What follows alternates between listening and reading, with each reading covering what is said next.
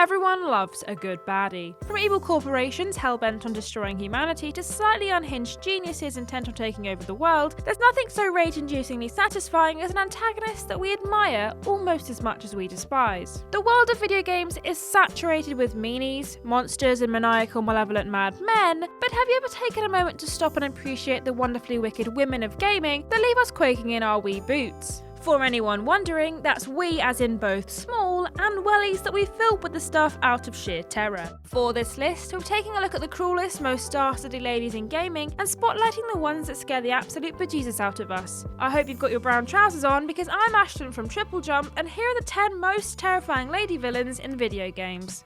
Number 10. Harley Quinn, Batman Arkham Asylum. Although she's not the overall big bad of 2009's Batman Arkham Asylum, Harley Quinn is still a force to be reckoned with. Admittedly, she's not much of a challenge when it comes to hand-to-hand combat, as evidenced when she finally comes face-to-face with the Bat in Black, but while she's playing to her strengths and keeping the upper hand by other means, she's quite the fearsome opponent. We first meet Harley when she helps in springing the Joker from Arkham Asylum, though for most of the game she stays well out of Batman's way, unleashing thugs, setting a variety of traps, and generally thwarting all of our hero's attempts to foil Joker's madcap plans. On multiple occasions, she kidnaps people, holds them hostage, and even tortures and murders them, so although she may not be a physical match for old Brucey, she's still clearly quite capable of beating anyone that doesn't have billions of dollars worth of high-tech equipment at their disposal. Couple all of this with the fact that she's completely unhinged and loyal, almost to a fault, to a man who just wants to watch the world burn, and you've got yourself one rather fearsome lady. Number 9. GLaDOS, Portal. We aren't sure what the most unsettling thing is about Portal's primary antagonist GLaDOS. It could be her creepily stoic voice, her constant passive-aggressive insults at every turn, or her lack of clarity on whether or not the cake is indeed a lie. Or it could be her murderous tendencies. Yeah, to be honest, it's probably that one. The cake thing is a close second though. Initially seeming to aid Chell on her journey through the multitudes of test chambers, GLaDOS slowly reveals her true sadistic nature as the game unfolds. As overseer of the enrichment centre, she is completely fixated on testing Chell to her limits before unceremoniously dispatching her. She fails, of course, but we can't help but feel this is more to do with Chell's unusually high aptitude for resolving test chambers rather than anything the maniacal AI does wrong. What's truly terrifying about GLaDOS is her unparalleled manipulation skills, as she's seemingly able to get anyone to do exactly as she wishes. She's able to combine this prowess with her control over a whole arsenal of weapons on the facility, from sentry turrets to neurotoxins, bending test subjects to her will before having them quickly executed. Has anyone tried turning her off and on again? Number 8. Laura, the Evil Within. Oh yeah, here we go. Twisted manifestation of a deceased family member time. First appearing in 2014's The Evil Within, Laura is a delightful young woman that first meets our protagonist when, I'm just kidding, she's utter nightmare fuel, born of chief protagonist Ruvik's memories of her burning to death in a barn fire. When we first encounter Laura at the end of chapter 4, she is quite the sight to behold. Emerging from a bunch of corpses is a spider-like creature bearing 4 arms, each with long sharp talons, skin that is almost completely drenched in blood, and long greasy black hair, this gal is in serious need of a spa day. Not only is her appearance wee-inducing, but most conventional weapons have little to no effect on her, as she's only really weak to fire. She can also appear out of piles of dead bodies, seemingly whenever she wants, and is able to teleport short distances in order to keep pace with her foe, making outrunning her a challenge as well. Sadly, Laura is also a graduate of the Gregor Clegane School of Effectively Curing a Migraine, so if she gets hold of you, it's game over. Still, at least you'll never have to buy paracetamol again.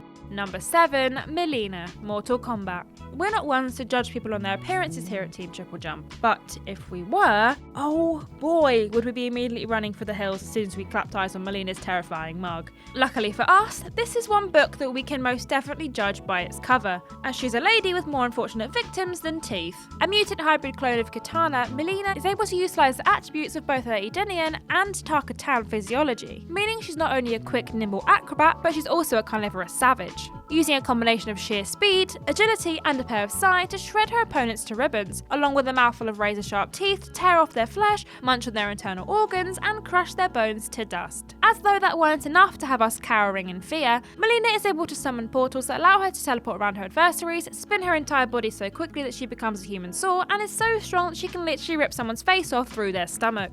Big, and I can't stress this enough, big yikes. Number 6. Dr. Sophia Lamb, BioShock 2.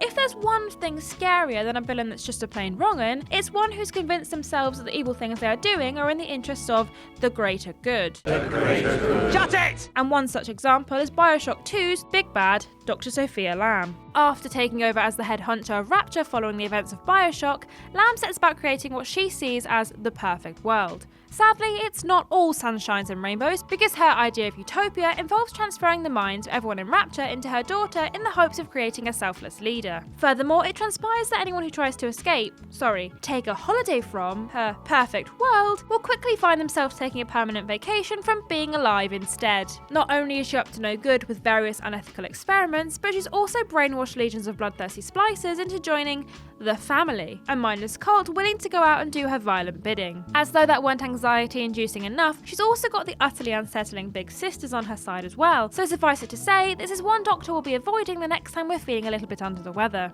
Number 5. Shodan, System Shock. It's fair to say when it comes to megalomaniacal AI, Shodan is to GLaDOS what a swift prick to the face is to the art of diplomacy. And whilst GLaDOS is indeed a fearsome opponent, at least she makes some attempts to make it seem like she's not completely evil. Not only does Shodan make no effort to disguise her true intent, but she relishes it, frequently reminding the player that they're nothing but garbage. Initially created to be a nice, friendly AI for Trioptimum Corporation's Citadel Station, Shodan's less than ideal temperament was brought on after she was hacked by the player's character. Her ethical restrictions removed in the process. From here, she's able to take over the station's entire network and seize control of its robots and defense systems, murdering or mutating everyone on board in the process. Although in and of herself she has no physical power, Shodan is an omnipresent force throughout System Shock, and is able to remotely thwart many of the player's efforts to advance. She's also damn near impossible to destroy, as all attempts thus far have proven that leaving even a small piece of her intact will allow her to live on, and with a remake on the way, she's set to bring chaos to a whole new generation of gamers. Has anyone tried to force an unexpected reboot? Number 4. Sarah Kerrigan, StarCraft series. You have to feel a little sorry for Sarah Kerrigan when it comes to her transformation to an evil villain, hell-bent on taking over the galaxy. After all, she didn't really have a choice in the matter. Abandoned by Arcturus Mengsk, the leader of the militant rebel group Sons of Korhal, Kerrigan is captured by the evil Zerg, no, not that one, and infested with their DNA. In the process, she becomes insect-like, her skin and eyes changing colour, her nails transformed into retractable claws, and her hair changing to resemble segmented insect legs. She also gains a pair of sharp skeletal wings that she uses as weapons to tear apart her prey. Aside from her imposing appearance, Kerrigan, in her hybrid form, is freed from the inhibitions of her previous human one, leaving her lust for power unchecked. This, combined with her natural intelligence and powers of manipulation, allows her to control those around her and influence events for her own gain, which eventually grants her power over her adversaries. Fortunately, she is able to more or less revert back to her human form, but even so, she's still one lady that we definitely wouldn't want to get on the wrong side of. Number 3. Alma Wade, Fear. Now, we're not saying that we necessarily agree with Alma Wade's response to her not so great upbringing, however, we can kind of get why she behaves the way she does. Between relentless experimentation, forced impregnation, and her captor's attempts to sedate her and end her life, we can sort of understand why she'd be a little bit ticked off. Born seemingly without explanation with psychic powers, Alma was handed over to the Armacam Technology Corporation at the age of just 3, where she was subjected to years of testing to understand the true limits of her ability. Unsurprisingly, she was none too keen on this, and began maliciously unleashing said abilities on those around her. Despite appearing to others as a little girl, Alma is hugely powerful, and to seeing and feeling as she wants by causing powerful hallucinations. She also has the power of mind control, so can influence those around her into doing as she wishes, plus the ability to psionically alter matter via telekinesis, with her primary attack powerful enough to melt the flesh of her opponent's bones. Well, that's it, young lady. No dessert for you this evening. You hear? Number 2, Marguerite Baker, Resident Evil 7. We do feel a little bit bad for this entry because, after all, it isn't Marguerite's fault that she ends up how she does. But as sad as her backstory is, it doesn't make the matriarch any less terrifying. Following the shipwreck that sees telepathic goth brat Evelyn welcomed into the Baker household, unassuming Marguerite and her husband Jack become infected with mold and transform into mutant abominations. Between munching on the decaying innards of her human victims and insisting you have a sample of her delicious home cooking, Marguerite can be found stalking Ethan Winters around the estate's old Gamel's house. As if her diet wasn't enough to turn the stomach of even the hardiest player, she can also mutate herself into a huge spider-like creature, able to scuttle up walls, cling to the ceiling, and fire bugs at Ethan from her, lady garden. Although not as stubbornly invincible as her husband, at least in the sense that one encounter is enough to finish her off, the time we do spend with Marguerite, attempting to hide in the shadows and fending her off with a flamethrower, is more than enough to have us crying in the corner and praying for it all just to go away.